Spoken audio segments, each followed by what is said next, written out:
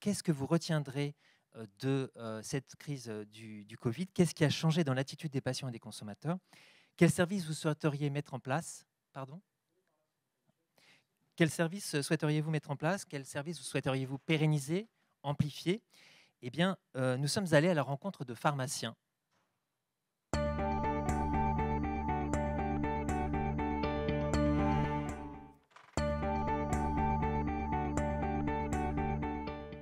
Alors, ce que je retiendrai de cette crise, c'est l'énorme fédération du réseau pharmaceutique. On a été, je trouve, toute la chaîne de la pharmacie extrêmement fédérée, extrêmement bien organisée.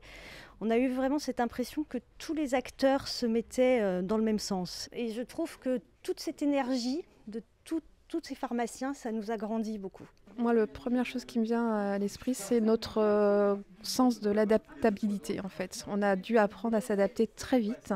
Il a fallu, en fait, faire face à beaucoup de choses en même temps. Et finalement, toute l'équipe a réussi à s'adapter assez rapidement. Ce que j'ai vu de différent concrètement, c'est que du coup, une pharmacie de quartier, donc on connaît bien notre clientèle. Et là, pour le coup, ils ont vraiment vu que quand ils avaient des questions, la première chose à faire, c'était d'aller en pharmacie. Et nous, du coup, on avait vraiment une écoute, une oreille. Donc je pense qu'il y a un lien en plus qui s'est créé via en plus justement les tests, etc., des dépannages. On a été vraiment très dans l'empathie. Comme on les connaît, on a fait vraiment le maximum. On a poussé les murs. On a augmenté notre potentiel confiance vis-à-vis de nos patients. Encore tout à l'heure, j'ai une dame qui m'a dit c'est grâce à vous que je vais me vacciner. J'étais vraiment pas convaincue, mais voilà, j'ai confiance en vous. On a beaucoup de gens comme ça qui ils ont vraiment l'impression que nous, on leur a pas menti. Je trouve qu'ils sont un peu plus patients quand il y a de la queue à la pharmacie et qu'ils ont beaucoup plus tendance à... Enfin, ils demandent beaucoup de conseils et beaucoup de... l'avis du pharmacien, que ce soit quand on voit des news à la télé. Alors nous, on souhaite conserver globalement tout ce qui est mis en place, tout ce qui a été mis en place. C'est quelque chose que si on arrive en fait à avoir une organisation qui tient la route. Alors on a envie de garder la vaccination élargie à tout le schéma vaccinal. En tout cas, la vaccination contre la grippe à tous les adultes, ça, on a très envie que ça s'élargisse.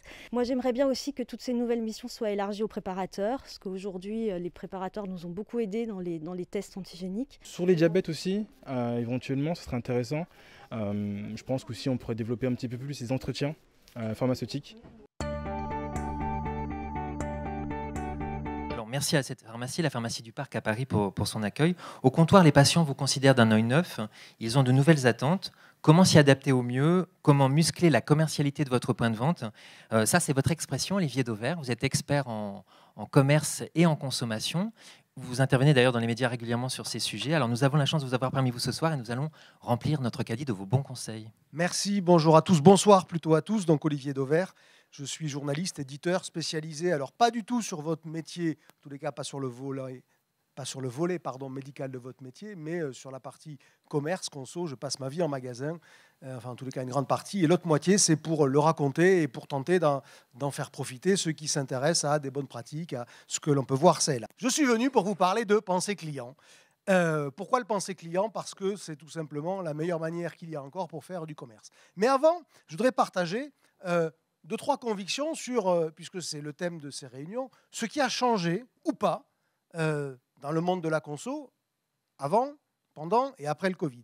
Alors, est-ce que la conso, elle a changé? Oui, elle a changé sur un point. C'est que nous sommes devenus, nous les animaux de la consommation, nous les homo consumerus, on est devenus des animaux digitaux. On paye de plus en plus sans contact, on commande de plus en plus sur Internet. Quand vous prenez le taxi, regardez un détail, vous payez avec votre carte bancaire, le taxi ne vous fait plus la gueule. Alors qu'avant, il vous faisait la gueule. Pourquoi? Parce qu'il voulait du cash, le mec. Bon, ben, désormais, il a bien compris que finalement, ça a des vertus. On ne gère pas de monnaie, on n'a pas de fonds de caisse, on ne se fait pas agresser, que sais-je encore. Donc, en ce sens, oui, c'est vrai, la vie a beaucoup changé et ça a joué un rôle d'accélération colossal dans tous les compartiments de ce qu'est la conso, que ce soit de la conso quotidienne ou de la conso plus exceptionnelle. Donc, en ce sens, oui, le monde de la conso a changé. Par contre, sur un autre point, il n'a pas changé. C'est que ce que j'appelle les attendus de la consommation, c'est-à-dire ce qui fait que le marché il est plutôt porteur ou il n'est pas porteur, ça n'a pas changé. La consommation est toujours quelque chose de très tendu. Pourquoi? Parce que d'abord, elle ne progresse plus depuis en gros une dizaine d'années. La consommation est assez flat, je mets de côté 2020 bien sûr qui est une année particulière, mais elle ne consomme plus. Dans le même temps, on a le développement incroyable du e-commerce qui vient prendre des parts de marché sur les commerces physiques, sur les magasins, quels qu'ils soient. Et puis ensuite, dans le même temps, on a toujours un accroissement des capacités commerciales, c'est-à-dire qu'on continue à ouvrir des magasins,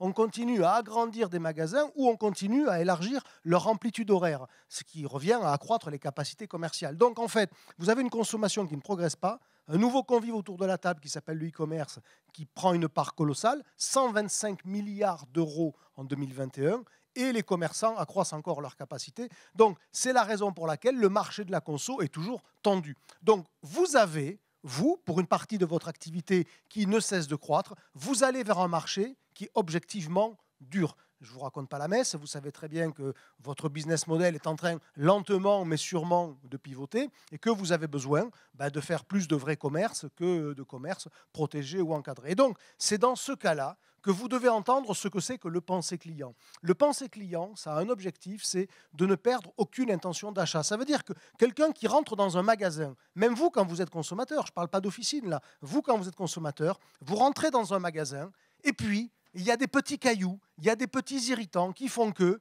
il y a des moments où vous auriez acheté ce produit, vous n'allez pas l'acheter parce qu'il y a une raison qui vous empêche de l'acheter. Vous allez voir ce que ça veut dire que le penser client. Et donc, c'est cette idée-là de ne perdre aucune intention d'achat, tout simplement parce que vous avez enlevé tous les irritants possibles. Alors, c'est quoi ces irritants? Je vais faire de vous des clients.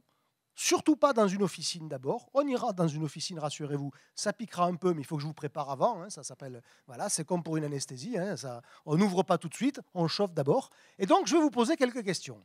La première, elle est là. Quel est le prix de ce réfrigérateur? Vous ne pouvez pas le savoir. Pourtant, c'est le même produit.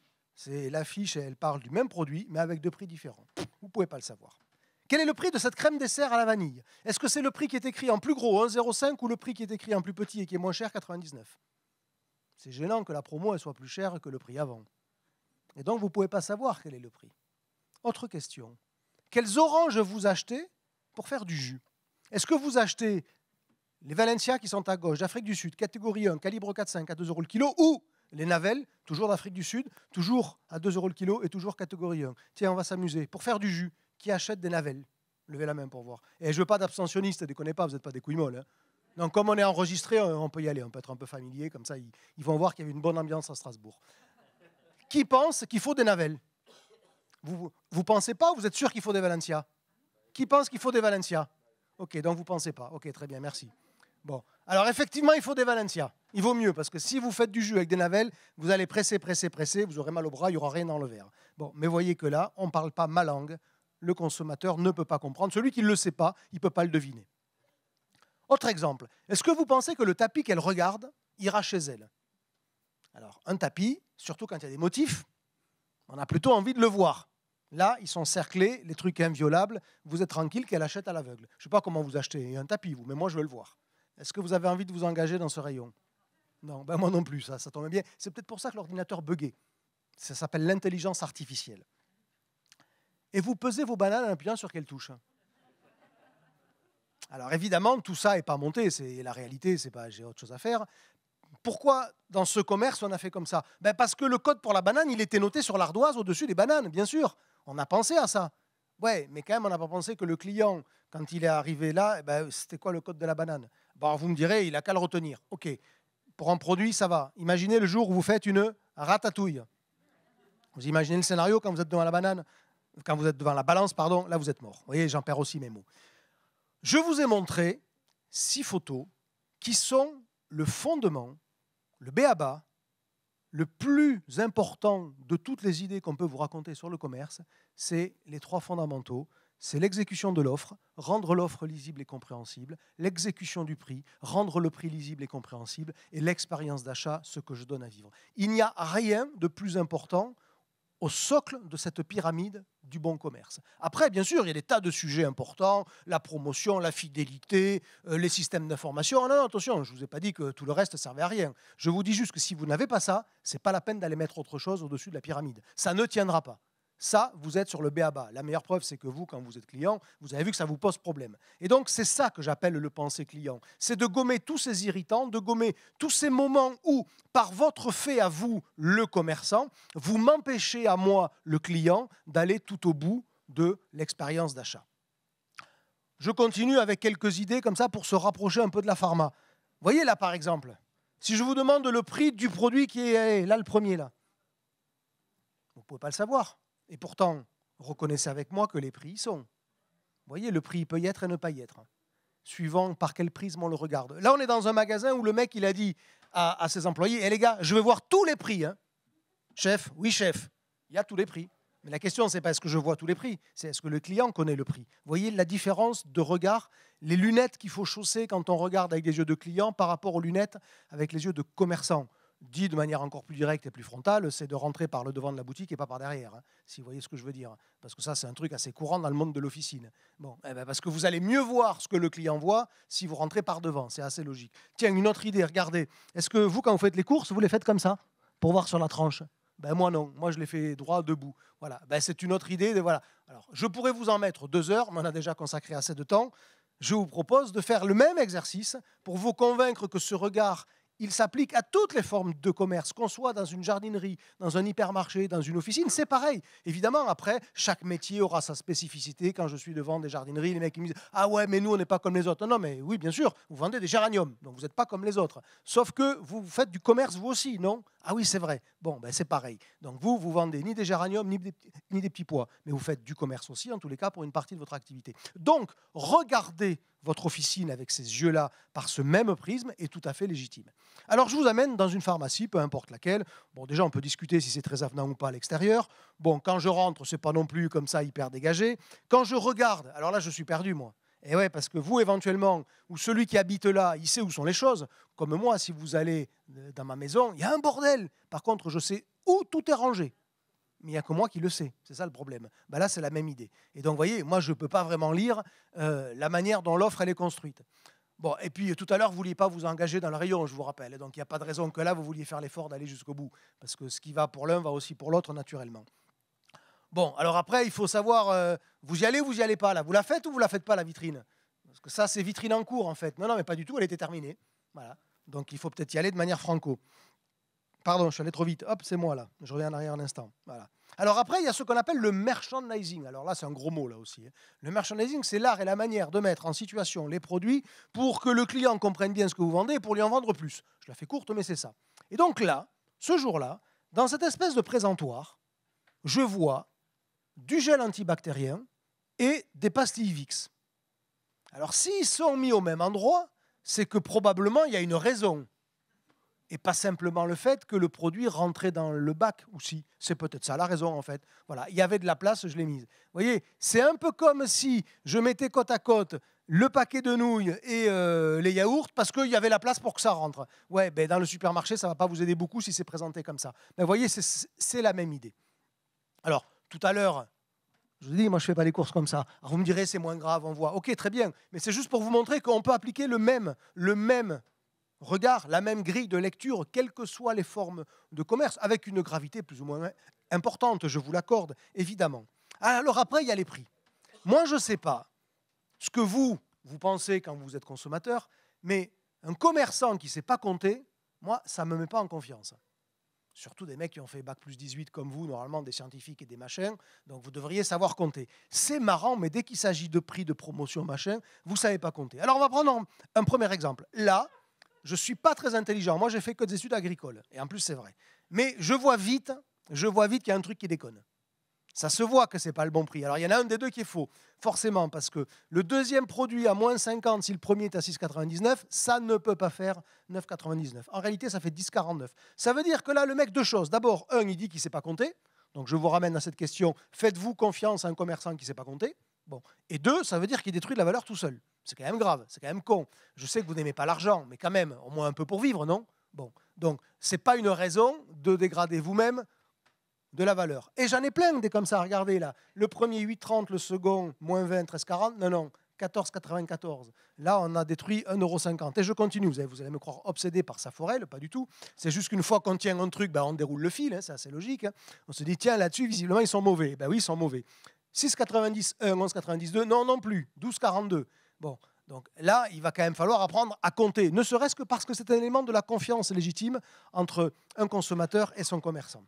Alors là, un autre problème, c'est de trouver à quel produit correspond l'étiquette. Je ne sais pas si vous vous rappelez, quand vous étiez à l'école, souvent vous mettez des trucs avec, il y avait 6 objets là et 5 de l'autre côté. Relie les bons entre eux. Et puis tu vas trouver celui qui est... Voilà, bon, ok, très bien. Et bien là, c'est le cas. Regardez, 1, 2, 3, 4, 5, 6, 7 étiquettes, 6 produits, démerde-toi. Non, mais je vais faire l'effort, rassurez-vous. Mais par contre, je risque de le faire qu'une fois. Oui, c'est un test. Ouais, mais je ne l'ai pas passé, là, visiblement, ce jour-là. Ouais, mais vous êtes brillants, les mecs. Donc, tous les clients ne vous ressemblent pas. Tu as fait bac plus 18, toi, non, c'est ça? Bon, ben, le français moyen, il a fait bac plus 2. Donc forcément, il a du mal à suivre. Mais plus sérieusement, vous voyez que là, ça va être à moi de faire l'effort. Et encore, je ne suis pas certain d'y arriver. Bon, de temps en temps, les prix n'y sont pas, mais ça, je vous rassure, vous n'êtes pas les seuls, mais chez vous aussi. Sauf que chez vous, ça se voit vite parce que vous avez des grands produits et pas beaucoup de fascines. Alors là, les prix, ils n'y sont pas du tout, mais probablement parce que c'est une exposition Roger égalé. C'est-à-dire, c'est comme au Louvre, il y a plein de produits, mais rien n'est à vendre. Mais vous avez le droit de ne pas faire de commerce. Moi, ça ne me dérange pas. Hein. Mais non, il ne faut pas pleurer non plus, madame. Tu vois, finalement, voilà, elle, je la tiens, elle va me faire rigoler à moi aussi. Et pourtant, tout ce que je vous raconte est extrêmement sérieux. C'est ça qui est grave en plus. C'est que ce n'est pas un sketch, hein. C'est la réalité. Bon, ils ne sont pas à vendre, très bien, ça ne me dérange pas. Alors là, c'est à vendre, mais il n'y a pas le prix. Mais par contre, comme le fournisseur est bien passé, il a laissé toutes les PLV qu'il faut. Oui, mais il faudrait quand même expliquer qu'entre la PLV et le prix et l'étiquette, il y a un truc qui est plus important que l'autre, de toute façon. Alors après, vous avez un problème dans votre métier, c'est que les libellés produits font souvent 1243 caractères. Si, c'est vrai. Et que les étiquettes, elles en font 18. Et que forcément, ça fait chrc. Eh ben moi, je ne sais pas bien ce que c'est. Alors là, le premier, c'est du Phyto 9 creux id Vutz TB 50 ml. Ouais, sans doute. Alors vous, ça doit vous parler. Enfin, toi, sans doute, parce que toi, tu es high level. Hein? Voilà. Ben moi, non. Moi, je ne sais pas ce que c'est.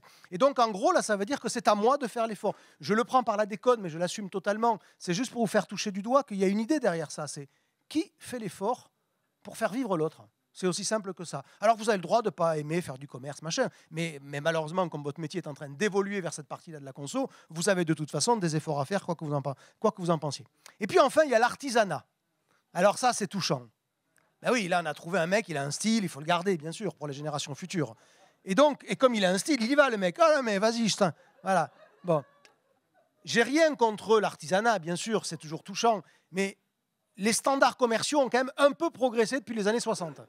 Un peu. Et surtout, désormais que vous rentrez dans un match et dans une compétition avec tous les gens qui en ont après mon pognon, parce que je vous rappelle que c'est quand même ça le point commun à tous les commerçants, c'est que vous en avez après mon pognon. En tous les cas, pour les produits dits discrétionnaires. Donc, si vous voulez que je vous l'accorde à vous, bah, il va quand même falloir faire un petit effort. Et c'est ça que j'appelle le penser client, qui est valable dans un hypermarché, dans une jardinerie ou dans une officine aussi. Et j'espère vous avoir convaincu de ça.